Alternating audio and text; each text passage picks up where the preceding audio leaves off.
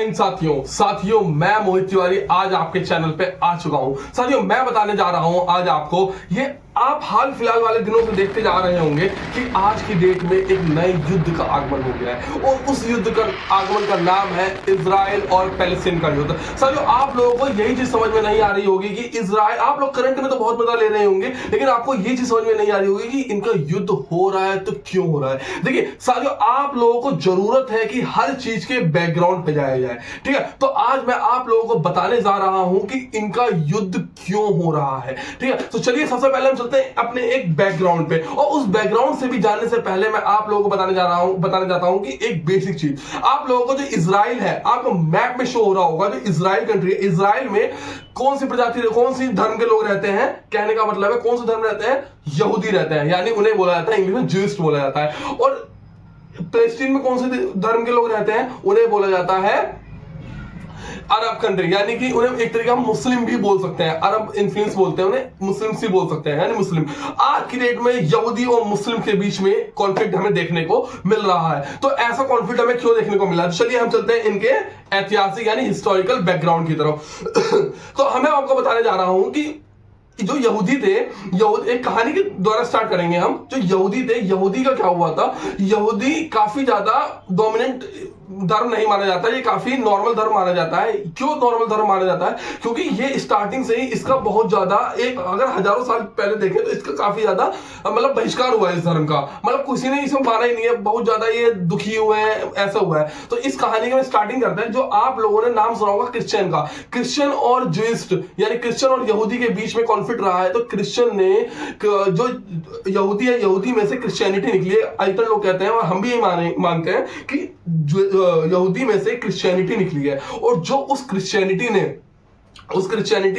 यानी क्रिश्चियनिटी कैसे, यहूदी में से ईसा मसीह का जन्म हुआ है, यहूदी ईसा मसीह यहूदी धर्म से ही बिलोंग करते थे, लेकिन उन्होंने क्रिश्चियन का धर्म बनाया। आप लोग एक चीज बताइए, अगर आप लोग बड़े क्षेत्र में रहते हैं और आपके दोस्त वही आपसे निकल के कुछ और चीज बना ले, छोटा एरिया बना ले, और बाद में वही छोटा एरिया आपसे बड़ा बन जाए, तो आप लोगों को काफी ज्यादा गुस्सा आएगा, नहीं लगेगा कि यार ये छोटा एरिया था और कहां इतना बड़ा हो गया, मैं सबसे बड़ा होता था, ऐसा। तो इसी प्रकार से यहूदी का भी हुआ है, यहूदी की तरह इसी प्रकार यहूदी का भी हुआ। यहूदी से निकल गया, क्रिश्चियनिटी बहुत जगह स्प्रेड हो गया, हर जगह हम देखें तो स्प्रेडिंग यही हमें देखने को मिल रहा था। लेकिन आखिरी के समय क्या हुआ, अब ये जो लोग थे, यहूदी लोग क्या सोचते थे क्रिश्चियनिटी के बारे में, ये तो क्रिश्चियन को नॉर्मल समझते थे, लेकिन ये क्रिश्चियन सोचते थे कि अगर यहूदी जो है, ये हम निकले हैं, यहूदी के धर्म से निकले हैं क्रिश्चियन, तो कहीं ऐसा तो नहीं है कि यहूदी हमें मारेगा, यहूदी हमारे ईसा मसीह को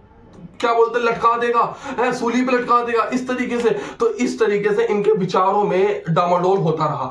लेकिन कुछ समय बाद जब ईसा मसीह उस पे लटक गए, क्या बोलते हैं, सूली पे लटक गए, उसके बाद क्या हुआ, इनकी विचारधाराओं में और ज्यादा अलगाव आया, यानी कि ये बहुत ज्यादा गुस्से में हुए। और उस समय यहूदियों पे एक बड़ा संकट आ गया। यहूदी इतने बड़े स्तर पे नहीं थे, तो यहूदियों पे संकट आया और यहूदी काफी ज्यादा दुखी हुए।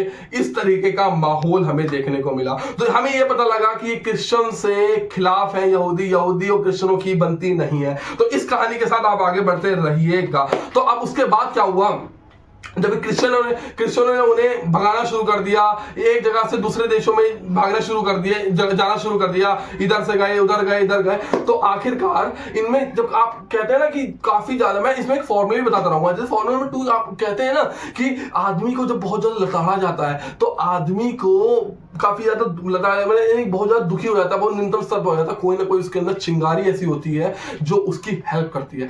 ऐसी हेल्प करी एक ऑटो हंगेरियन एक जर्नलिस्ट थे, यानी ह्यूडर हर्जी, उनका नाम था ह्यूडर हर्जी। उन्होंने अपनी बुक के अंदर ज़ियोनिस्ट का नाम रखा। उन्होंने बोला कि ज़ियोनिस्ट को एक अपना फ्रीडम स्टेट मिलना चाहिए, यानी फ्रीडम राज्य मिलना चाहिए, फ्रीडम देश मिलना चाहिए।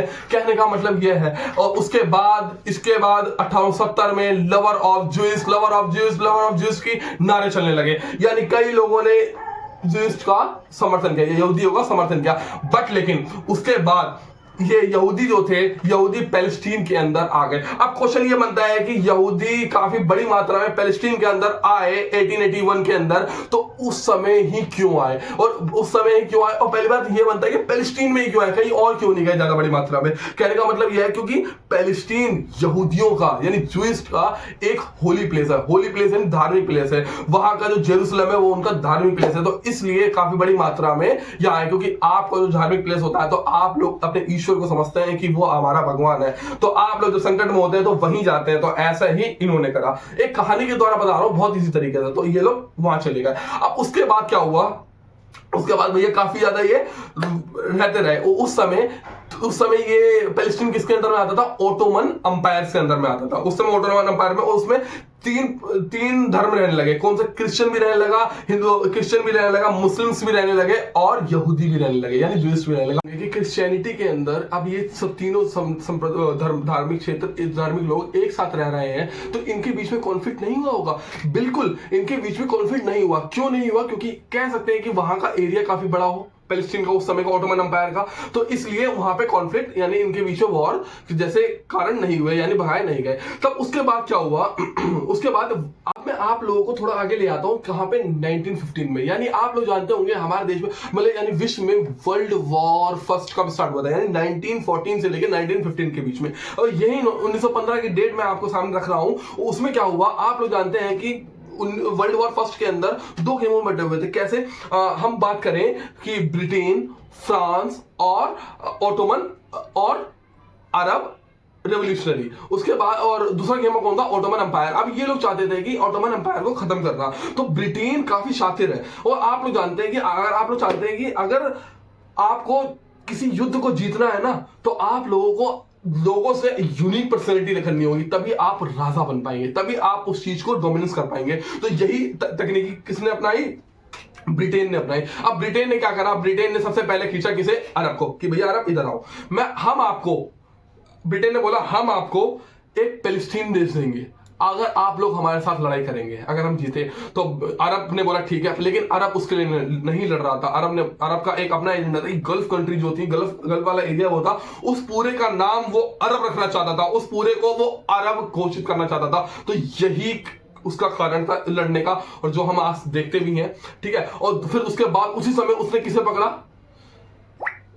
जो इसको पकड़ा, यानी जो यहूदियों को पकड़ा। यहूदियों से बोला कि अगर आप लोग हमारे साथ लड़ेंगे ना, क्योंकि उस समय पता लग रहा था कि ज्यूस काफी ज्यादा मात्रा में पैलेस्टीन में आ चुके हैं, उस समय अगर आप ज्यूस हमारे साथ लड़ोगे तो हम आपको एक अलग से पैलेस्टीन के बराबर में एक एरिया देंगे। तो यही चीज उस समय करा, यानी देख रहे हैं ना ब्रिटेन की कितनी तकनीकी चल रही है।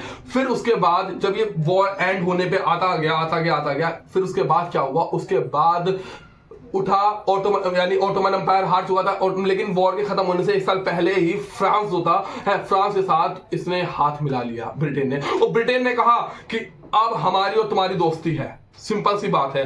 अब ये ओटोमन अंपायर हारा और इनके जो वादे थे, इनके वादे साइड कर दिए गए, और किसके वादे रखे गए, फ्रांस और ब्रिटेन के सॉरी साथियों, अब इन दोनों के ही वादे रखे गए। अब इन दोनों के वादों के अंदर क्या हुआ, अब इनमें ही बात क्या हुई कि आधे आधा बांटा जाएगा, जो जीता जाएगा ओटोमन अंपायर को आधा बांटा जाएगा, और जो आधा ब्रिटेन के हिस्से में पड़ा था उसके अंदर आता था क्या, पैलेस्टीन। अब वो पैलेस्टीन, वही पैलेस्टीन जिसकी हम आज बात कर रहे हैं। अब यहां पर से आप लोगों को ध्यान से सुनना है, क्योंकि यहीं पर से एक बीज पनप गया किसका, युद्ध का। अब वही पैलेस्टीन जो इस समय आता रह रहा है। और अब हम बात करें तो ब्रिटेन ने पैलेस्टीन पे कब तक राज किया, 1918 से लेके 1918 या 1919 कह सकते हैं, 1918 से लेके और 1948 तक। अब इसके बीच में जो युद्ध हुआ है, इसके बीच में जो युद्ध कह रहा हूं मैं, इसके बीच में जो इनका डोमिनेंस रहा किसका, ब्रिटेन का पैलेस्टीन के ऊपर,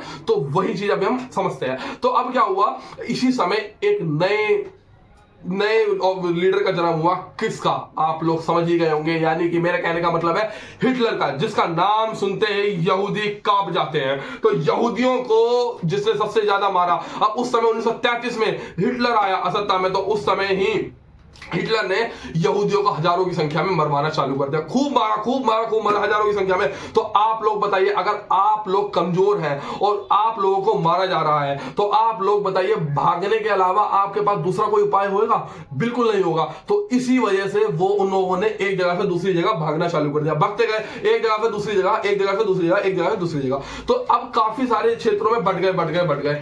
लेकिन अब पैलेस्टीन में आए तो पैलेस्टीन के होली सबसे ज्यादा मात्रा में यही आने थे, तो यहाँ पे 28,000 शरणार्थी आए, यानी माइग्रेंट 28,000 आए, 28,000 माइग्रेंट्स आए यहाँ पे। अब 28 माइग्रेंट्स आने के बाद भी, अब बाद में भी आ रहे थे, लेकिन ब्रिटेन ने यहाँ पे बैरियर लगा दिया। ब्रिटेन ने बोला कि अब हम आपको आने नहीं देंगे, लेकिन वो जब भी नहीं संभले, वो उन्होंने बोला, पैलेस्टीन ने बोला कि आप मुझे आने दीजिए, प्लीज आने दीजिए, लेकिन जब भी वो आने नहीं दिया, पर फिर उन्होंने एक नए मूवमेंट का स्टार्ट किया और उस मूवमेंट का नाम था पैलेस्टीन नेशनल मूवमेंट। और वो मूवमेंट कब चालू हुआ? 1940 में। और उस मूवमेंट में 1940 में पैलेस्टीन नेशनल मूवमेंट चालू हुआ। इस मूवमेंट ने यहूदियों ने दिखा दिया कि हमारे में दम है, क्योंकि यहूदी जान चुके थे कि अगर हम यहां नहीं जीते तो हमारा जीना बेकार हो जाएगा और हम लोग बेमौत मारे जाएंगे, क्योंकि हमारे साथ कोई भी नहीं साथ में खड़ा होगा। और यही यहूदी ने अपना यूनिटी बनाकर और एक साथ लड़के इन्होंने ब्रिटेन के हाथ जुड़वा दिए। आखिर में 1948 सेकेंड वर्ल्ड वॉर के बाद, after second world war, Britain ने हाथ जोड़े कि एक काम कीजिए भैया, हम बहुत थक गए हैं, अब आप ही ले लीजिए इसे। अब वो आप जानते हैं ब्रिटेन की एक ही नीति है, और उस ब्रिटेन की नीति क्या है आप लोग जानते होंगे कि भारत की अगर मैं बात करूं तो भारत और पाकिस्तान, जब ब्रिटेन ने भारत के यहां से खाली किया था 1947 में, तो एक फूट डाले गया था। वो फूट क्या थी? पाकिस्तान और भारत की। तो वही फूट आज भी हम देखते आ रहे हैं। ऐसे ही वो वहां पे करके चला गया। अब उनके बीच में ये करके चला गया कि अब ये जो पैलेस्टीन और जूइस वाला जो थे, ये मुस्लिम और जूइस वाले थे, अब इनको बीच में डाल चला गया कि अब इनका इसी के अपने हिसाब से यूएन बंटवारा कर देगा। अब ये यूएन बंटवारा करा। अब जूइस ने सबसे ज्यादा प्रोटेस्ट करा था, जूइस को थोड़ी लैंड ज्यादा मिली। अब यूएन के हिसाब से यूएन ने दिया, तो जूइस को, जो जूइस वाले लोग थे उन्हें जूइस दिया, और जो जूइस वाले जो धर्म से रिलेटेड करते थे उनको एक नया देश दिया, और जो पैलेस्टीन मुगल थे, मुस्लिम से, उन्हें पैलेस्टीन दे दिया। अब आप लोग बताइएगा कि जूइस वाले जो देश थे, जूइस वाले धार्मिक लोग थे, उन्हें कौन सा देश मिला होगा? उन्हें मिला इजराइल। अब उस समय मिला इजराइल, यानी कि 1948 में मिला इजराइल। अब उस समय इजराइल को एक नए देश के रूप में देखा गया। तो साथियों, मैं आप लोगों को यह चीज बताना चाह रहा हूं कि दुनिया कुछ भी बताए कि इस वजह से लड़ाई हुई, इस वजह से लड़ाई हुई, लड़ाई सिर्फ किस वजह से हुई? नया देश बनने के लिए। पैलेस्टीन की भूमि पे एक नया देश बना, उस वजह से लड़ाई हुई। जो अरब कंट्रीज थे वहां पे वहां उस एरिया में एक नया देश बना, इजराइल, उसकी वजह से हुई। और मैं आप लोगों को यह बताता हूं कि इसके बाद की काफी ज्यादा लड़ाई है, जो अभी तक की लड़ाई चलती चली आ रही, जो आज की लड़ाई क्यों हो रही है, ये आपको मिलेगी मेरी पार्ट सेकंड वीडियो में। आप लोग जरूर बने रहिएगा, और मैं उसमें आपको यह भी बताऊंगा या शॉर्ट के माध्यम से लाऊंगा कि इंडिया का स्टैंड क्या होना चाहिए, इंडिया किस स्टैंड पे होना चाहिए, इजराइल को चुने या पैलेस्टीन को चुने, कौन सा इंडिया के लिए होना चाहिए। और मैं यही बताऊंगा हमास क्या है, पीएलओ क्या है, ये आपको नेक्स्ट वीडियो में मैं अपडेट करता रहूंगा। और आप लोगों को ध्यान से सुनने के लिए बहुत बहुत धन्यवाद। जय हिंद, जय भारत, वंदे मातरम।